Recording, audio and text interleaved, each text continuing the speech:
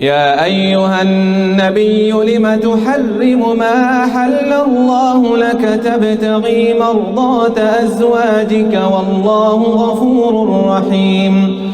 قد فرض الله لكم تحلة أيمانكم والله مولاكم وهو العليم الحكيم وإذ أسر النبي إلى بعض أزواجه حديثا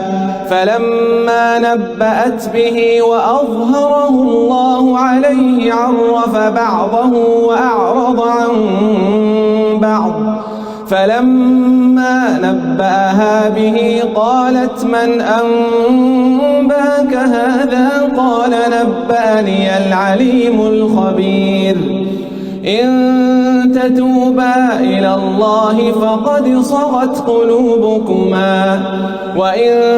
تظاهرا عليه فإن الله هو مولاه وجبريل وصالح المؤمنين والملائكة بعد ذلك ظهير عسى ربه إن طلقكن أن يبدله أزواجا خيرا منكن مسلمات مؤمنات قانتات تائبات عابدات سائحات ثيبات وأبكارا